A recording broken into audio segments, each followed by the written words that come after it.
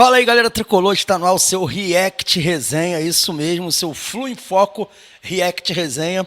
Esse vídeo aqui é um vídeo gravado para vocês em que nós reagimos aí, né, às principais manifestações aí da mídia tricolor no geral e também da mídia aberta. A gente vai falar sobre o ESPN, como é que reagiu o pessoal da ESPN, tem o Canhotinha de Ouro também, como é que o que ele comentou desse resultado do Flusão. Tem também as mídias tricolores, né? Então a gente tem muita coisa legal para mostrar para vocês. Eu sou o Quintela, você está no canal Resenha Tricolor 1912, o canal que não quer ser sua voz, mas que quer dar voz a vocês. Então fica aí que está começando o nosso React Flu em Foco para vocês.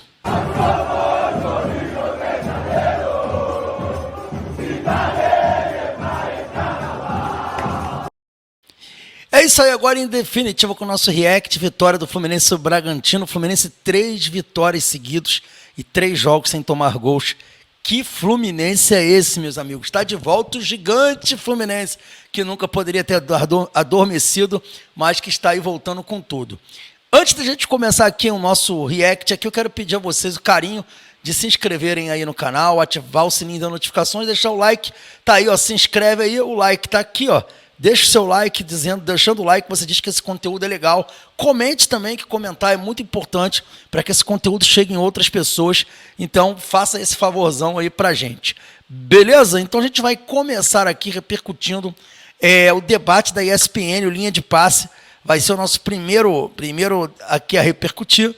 Vamos lá, vamos repercutir ao Linha de Passe. O que o pessoal do Linha de Passe falou aí. Vamos embora ver, vamos embora juntos aí. Né? Lembrando que eu vou botar aqui a taxa de direitos autorais, né? Porque eu tenho que proteger aqui o canal.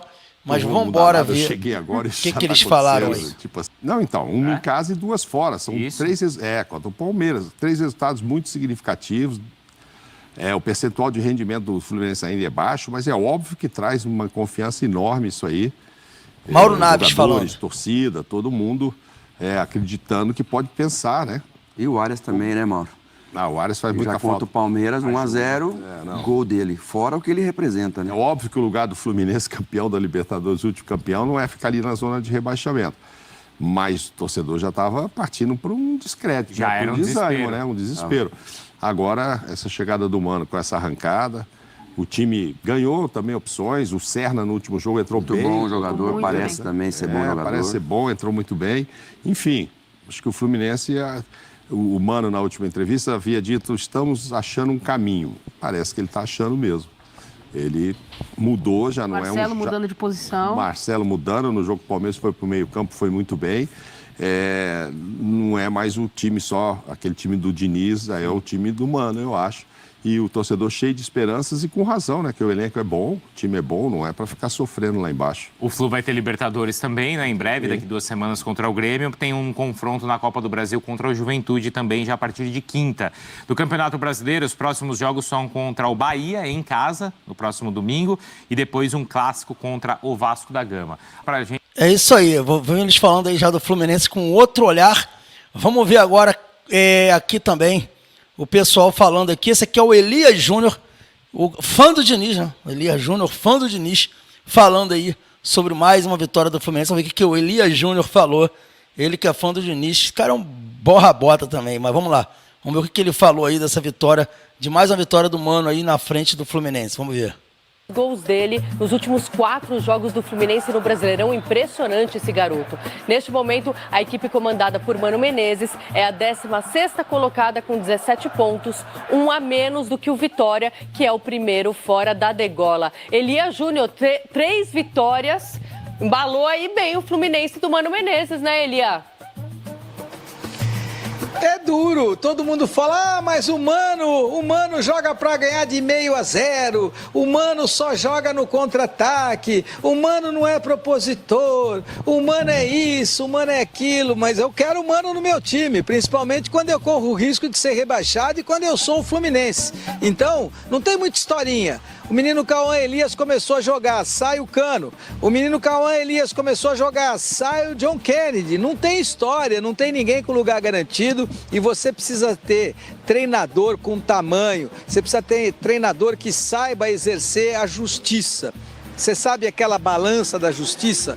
Ela não pode pender para cá nem para lá. Ela tem que ser equilibrada. A balança da justiça, ela tem que ser pautada da seguinte maneira: o melhor tem que jogar, o melhor tem que ocupar esse espaço. Não existe jogador que vai jogar com o nome, não adianta nada. O jogador que tem nome, que tem retrospecto, que tem histórico, ele já vai ter um baita de um salário. Parabéns para ele, porque ele conquistou ao longo da sua trajetória, ele teve por merecer ou fez por merecer para ter o salário. Agora, garantida a posição, não. Para garantir a posição, tem que jogar melhor do que os que estão lá no banco de reservas. E aí você tem um garoto como o Cauã Elias comendo a bola e correndo muito, esquece. O Mano não é refém todo de mundo ninguém. falando isso. Por Isso isso, é verdade. hoje, a equipe do Fluminense conquista a 3ª vitória. Inacreditável. Ainda não saiu do rebaixamento, mas perto daquele Fluminense de quando o Mano Menezes chegou, a situação Verdade. é infinitamente melhor, não, Paloma?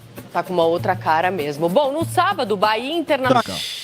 Então, assim, ele tá aí, ó, elogiando a atuação do Fluminense. O Elias Júnior falou tudo, não tem cadeira cativa, né?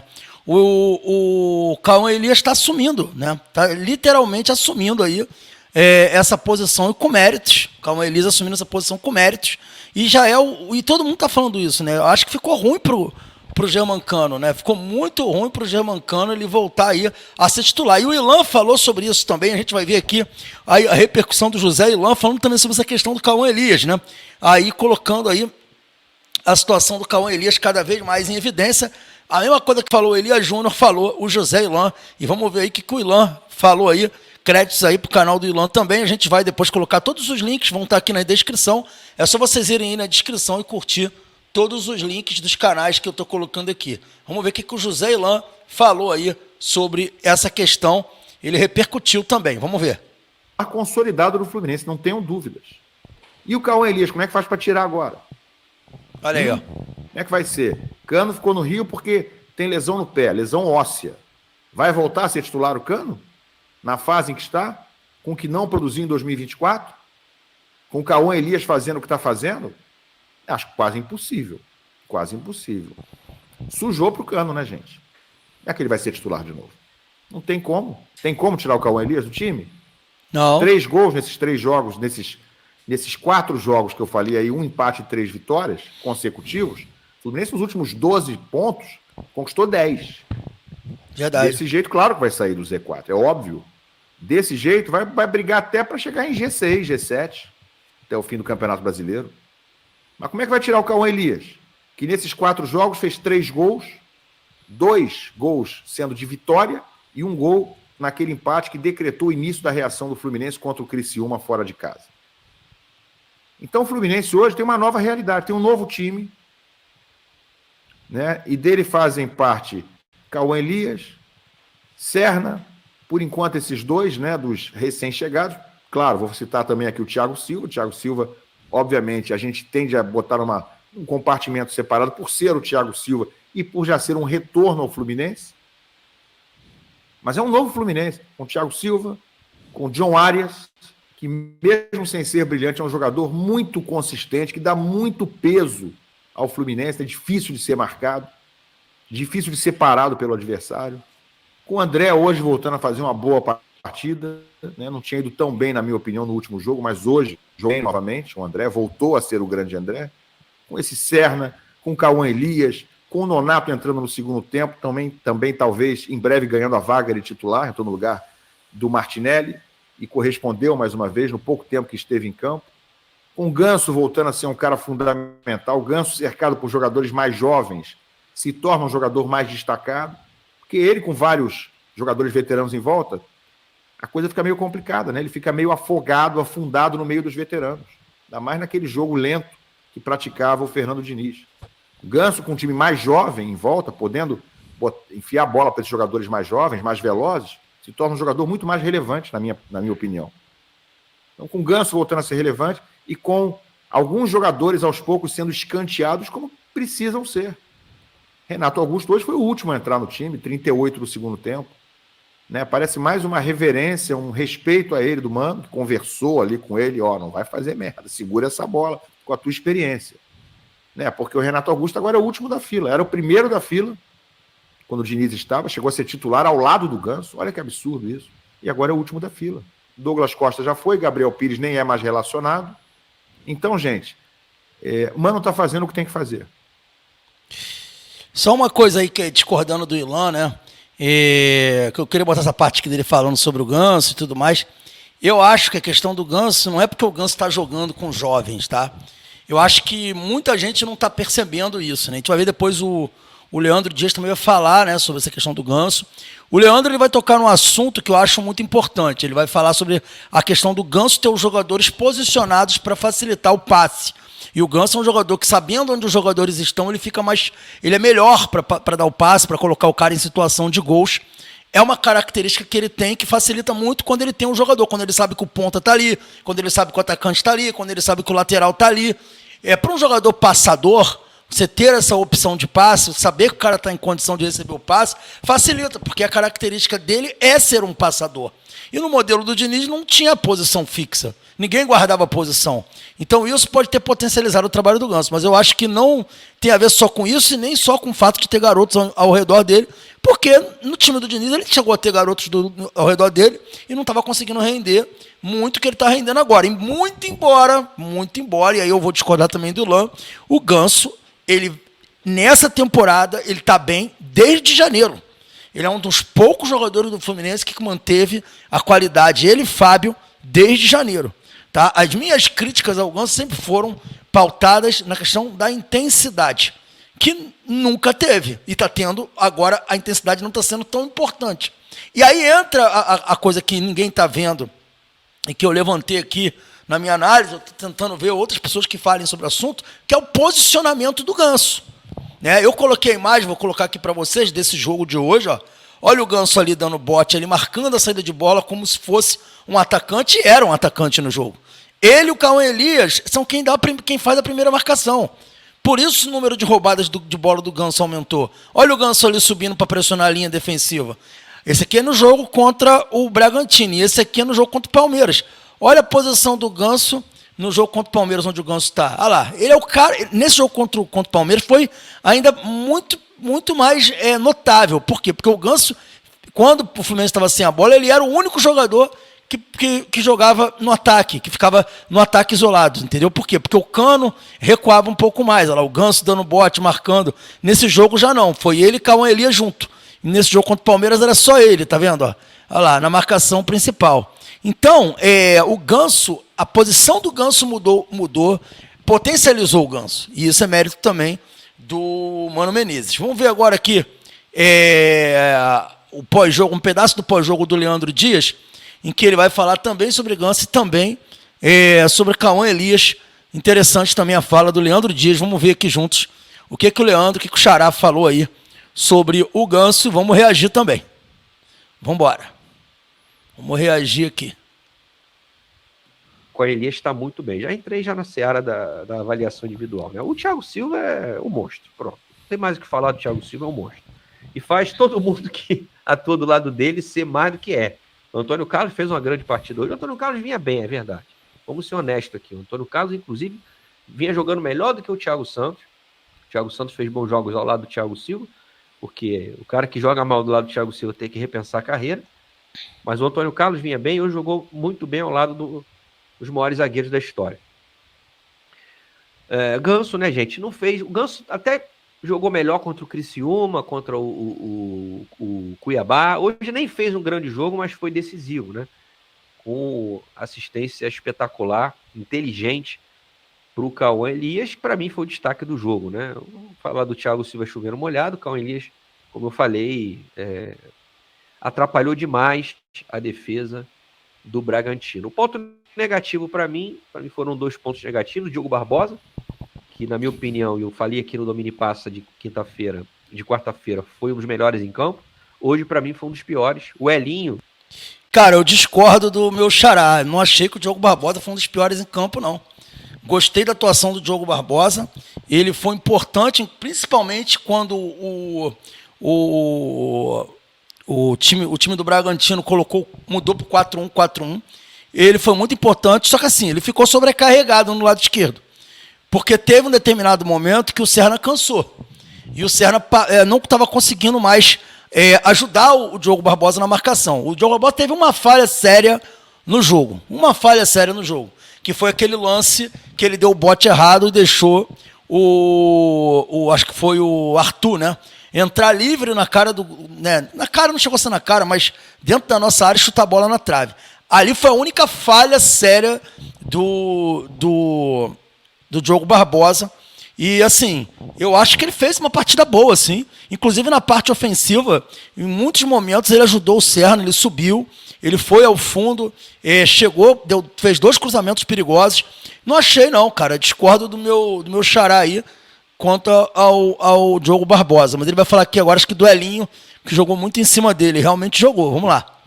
Ao meu julgamento, o jogador mais efetivo do Bragantino, criou muita dificuldade com ele ali, especialmente no segundo tempo. O Fluminense teve problemas ali do lado do Diogo Barbosa, que não conseguiu acompanhar. E o Marquinhos entrou muito mal, né, gente? Concordo. Ele vinha mal, é verdade, por isso que também, acredito, perdeu a posição para o Serna. O restante, acho que fez uma partida correta ali. O Martinelli vem mal, né, também. Eu tô achando o Martinelli... O Martinelli entra em campo, você já vê a expressão dele assim, ó. Com 10 minutos o Martinelli tá assim, ó. Parece que cansado. Tá mal fisicamente, assim. Eu não sei porquê. Eu acho que o Mano tem a opção. O Nonato parece que se encontra com a nossa camisa, né? Tem o Nonato, o próprio Lima. E essa é a minha consideração em relação aos jogadores. O Mano Menezes, cara, o Mano Menezes hoje, tirando aquelas 2 substituições ali esquisitas de tirar o André e o Arias, eu não faria aquela... Também não, falei no pós-jogo. Mano, esquece Renato Augusto. Tu já esqueceu o Keno, Douglas Costa foi embora, Gabriel Pires, esquece Renato Augusto também. Chamou ainda mais o time do Bragantino. Não entendi ter tirado André e Arias. Não dá pra tirar André e Arias, né, gente? Só se eles pedirem pra sair. Agora, em Concordo. todas as outras intervenções, o Mano foi muito bem. Tirou o Serna na hora que deveria, já não conseguia acompanhar o ritmo do jogo. Concordo. Aí ele não tem bola de cristal pra... saber que o Marquinhos iria entrar tão mal. É verdade que o Marquinhos não vem bem, mas aí a opção era Marquinhos ou Keno. Eu aturei o Keno jogar mal praticamente 1 ano. Então, o Marquinhos tem um pouquinho mais de tempo aí para jogar mal. Mas a mexida foi correta. E as outras, embora um pouquinho tardias, eu já teria feito ali com 15 minutos. O Mano percebeu que o Bragantino, já no início do segundo tempo, dominou completamente o nosso meio-campo, as ações e pelos lados também. Ele troca Martinelli e Ganso, que já não conseguiam doar para o time com e sem a bola, para colocar Nonato e Lima, e aí o Bragantino continua em cima, mas tendo que usar mais os lados do campo e não o meio. O meio ficou congestionado com esses 2. E é isso, o Mano foi muito bem, tanto na escalação como nessas 2 intervenções, exceto ali o... Não, essa questão do coisa, eu só discordo de uma coisa. O Bragantino estava usando muitos lados, né? E não o meio. O meio estava congestionado. O Lima, ele protegeu o lado esquerdo, que estava muito vulnerável. Eu achei que a entrada do Lima trouxe isso. Eu discordo um pouquinho do Xará nesse ponto aí, mas vamos embora. Finalzinho não teria colocado o Renato Augusto para tirar Arias. Isso foi demais. O André. Né? E, gente, eu falei aqui para vocês, né? Quando perguntar, Leandro, você acha que dá? Eu falei, cara, acho que não vai dar. Acho que vai ser muito difícil. Do jeito que o Fluminense está jogando, precisa acontecer muita coisa para mudar. Vocês sabem disso, né? E está acontecendo muita coisa. Né? E essa é a mágica do futebol. O futebol é o esporte mais apaixonante do planeta, porque ele é imprevisível. Nem sempre a racionalidade, a lógica, ela se faz presente. Eu tenho que analisar o futebol com lógica. Se eu não analiso com lógica, não tem análise, tem torcida apenas, né? Então, a minha função é analisar o que eu vejo, não o que pode vir a acontecer. Claro que algumas previsões são fáceis de você acertar. Era óbvio que o Fluminense com John Arias, André, Thiago Silva iria melhorar, e eu falei isso aqui. Eu não sou nenhum gênio por atestar o óbvio, né? Todos nós sabíamos que com o Thiago Silva, tem uma questão... com o Arias, o André, o Fluminense jogaria melhor. Agora ele vai falar um pouquinho Só que eu não achava que o time como um todo daria uma liga tão rápida da expectativa. Eu discordo um pouco do Xará, porque assim, a gente tem que reconhecer que a movimentação que o Fluminense fez no mercado, ela potencializou o time do Fluminense, né?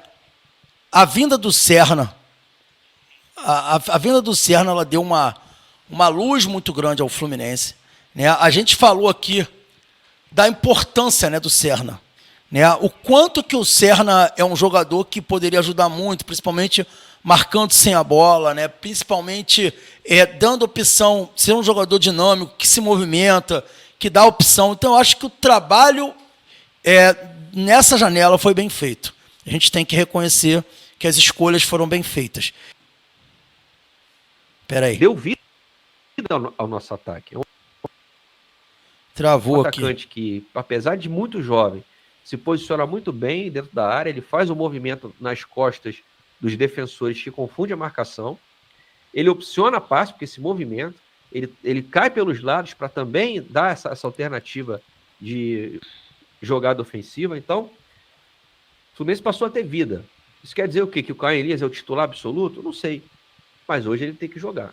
O que não priva a diretoria, ou não deveria privar ela de ir ao mercado e buscar, eu tenho falado isso aqui, um centroavante, o cara mais alto, um pouquinho mais experiente, 25, 26, 27 anos, para nos ajudar, por exemplo, como aconteceu no início do jogo hoje, que eu falei, essa marcação, pressão, ligação direta, não tinha ninguém para segurar a bola.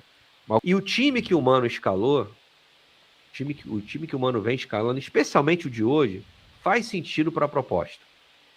Você tem o Ganso rodeado de garotos, você tem o Kevin Serna com muita velocidade pelo lado, o John Arias pelo outro, o Cauã Elias, um atacante de 18 anos, que depois eu quero falar sobre isso, né? E por isso o título da live, Derrubando Narrativas, porque para mim o gol do Fluminense, ele ajuda a desconstruir essas narrativas falaciosas que são criadas nas redes sociais.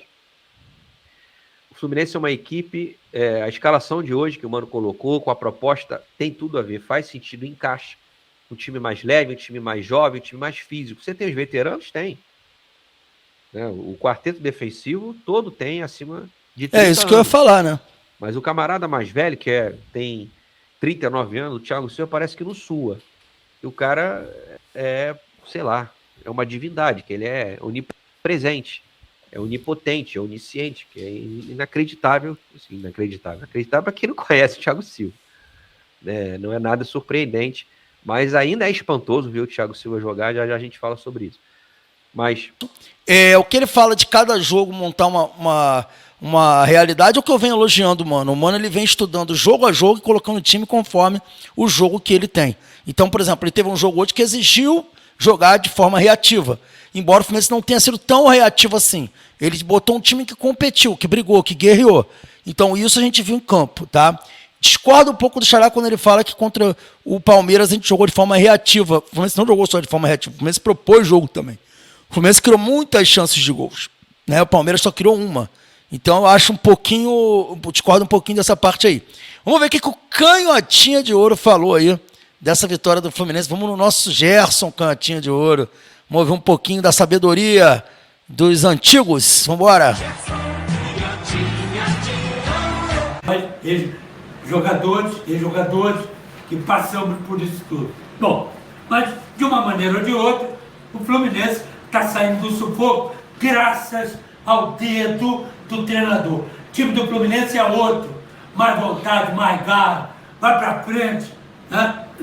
De vez em quando se perde no meio do campo, na marcação, aí o treinador vem, começa a gritar, chamou o Ganso hoje 2 vezes ele puxou o Ganso e administrou lá o que tinha que fazer, e o Ganso voltou para o campo com essas instruções. Quer dizer, é sinal de que o treineiro está olhando o jogo, está enxergando o jogo que está dentro do campo, que é diferente o que está lá dentro do campo do que às vezes o que você está vendo. Então, o que ele está vendo, ele encaixou lá. E foi exatamente isso. Meio do campo do time do Fluminense, com o André, o Martinelli e o Ganso, a marcação não estava boa. Então, o que ele fez? Chamou o Ganso para arrumar. A marcação lá do lado esquerdo, Diogo Barbosa, não estava boa. Quem é que cobre aquele lado? É o Antônio Carlos? Então tem que cobrir. Quem é que cobre o Antônio Carlos?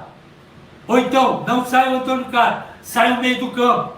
Ou volta um pouco o Serna até o meio do campo. Primeiro tempo, por exemplo, o Serna Ele saiu aos 14, segundo tempo, para entrar o Marquinhos, que infelizmente se machucou no final do jogo, mas o Serna estava voltando muito. Então, é simples pro Diogo. O Diogo pegava a bola e entregava ele aqui. E ficava aqui, ó. Tá errado, cara. Tá errado. Ele não volta tanto, fica lá. Obriga o lateral a chegar. Então, duas vezes, o Diogo Barbosa no primeiro tempo passou e fez grande jogada. Por que não faz isso sempre? E por que o Serna tem que voltar tanto aqui? Isso é épocas passadas, ó. Épocas passadas. Porque do outro lado, o Arias está voltando. O Arias vem no meio do campo. Vem brigar aqui, vem ajudar a lateral aqui. Então não precisa o outro. Isso que o Jasso está falando é muito importante, né? Que o ponta não desça tanto. Porque se o ponta descer demais, ele traz o time do adversário para dentro do campo. Eu até discordo um pouco do Gerson. O mapa de calor hoje mostrou que os nossos jogadores de lado não voltaram tanto. Né? O mapa de calor, não estou com o mapa de calor aqui, mas mostrou isso, eu mostrei no pós-jogo. Discordo um pouquinho do Gerson. Né? Não vi isso, não vi os pontas descerem tanto. Mas concordo que os pontas não podem descer tanto. Os pontas eles têm que voltar até o meio de campo. Sempre falei isso, sempre foi objeto de crítica minha aqui no canal. Vamos ver aí. Depois, o Martinelli, ele também tirou o Martinelli e tirou o Ganso, segundo tempo. Mas por quê? Porque o meio do campo, no primeiro tempo, estava bom, se arrumou, se ajeitou. Quando começou a cair, ele sentiu a pressão. Aí ele trocou logo, 2 de meio do campo. Por quê? É exatamente para colocar de novo força em cima desse meio do campo. E para fechar nossas reações, vamos reagir aqui à live do Pitaco Tricolor, canal Pitaco Tricolor do meu amigo Bruno Oliveira. O Pitaco Live Show abordou aí essa vitória do Fluminense. E eu vou colocar aqui o Bruno Oliveira falando aí sobre esse resultado. Se inscrevam no canal Pitaco Tricolor, vamos acreditar aí, dar moral para a mídia independente do Fluminense. Vamos ver o que o Bruno e o Luizinho falaram aqui. Quem puder depois, assistam a live lá do Pitaco Tricolor, Pitaco Live Show, uma live que eu recomendo demais. Vamos ver. Todos os gols têm participação do Ganso, cara. Ou é assistência, tá falando do Ganso aqui. Ou fazendo gol, ou então começando a jogada. Mostra o quanto ele é importante para o nosso time. E só confirma algo que a gente já fala aqui há anos.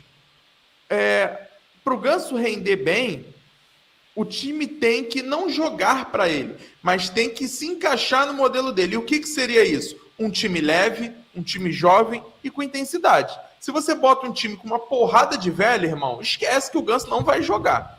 Não vai jogar. Porque ele precisa que se movimentem para ele poder fazer as jogadas dele, né? E se ele não tem isso, meu amigo, o Ganso ele vira um peso morto no time, de fato. Então, cara... Ele está falando o quê? Da questão dos jogadores se movimentar e dar a opção de passe para o Ganso. Porque o Ganso é um passador. O Ganso é um jogador de futebol de salão. Então, se ele tem a opção de passe, ele vai dar o passe. Né? Lembrando assim, que isso a gente está falando aqui de futebol brasileiro, né, galera? Lá fora se pratica outro tipo de futebol. Mas na realidade do nosso futebol aqui, o Ganso pode sim ser um jogador muito útil e está mostrando que está sendo. Mas por quê? Porque o Mano está dando liberdade para ele e o time joga de uma forma posicional, né? Com os jogadores se movimentando, atacando espaço, criando espaço, para o Ganso poder dar o passe. Então aqui a análise do Bruno falando aqui sobre o Ganso. Como um passador, dando opção de passe aí, e tornando a vida um pouquinho mais fácil aí para o time do Fluminense. E realmente tem sido um diferencial as atuações do Ganso. Beleza, galera? Esse foi o nosso react aqui sobre mais uma grande vitória do Fluminense. Amanhã vai ter mais coisa, provavelmente vai ter mais gente falando aí sobre o Fluminense, falando sobre a vitória. A gente vai trazer mais coisa aqui, a gente vai reagir a mais opiniões aí, a mais análises sobre o Fluminense. É muito bom poder reagir a um Fluminense vencedor, não é verdade? Então, é isso, né? Se inscreve aí no canal que não se inscreveu ainda, deixa o seu like e esse foi mais um Flu em Foco React Resenha. Saudações tricolores. Lembrando que no dia de hoje tem ainda aí o bate-papo tricolor. Valeu.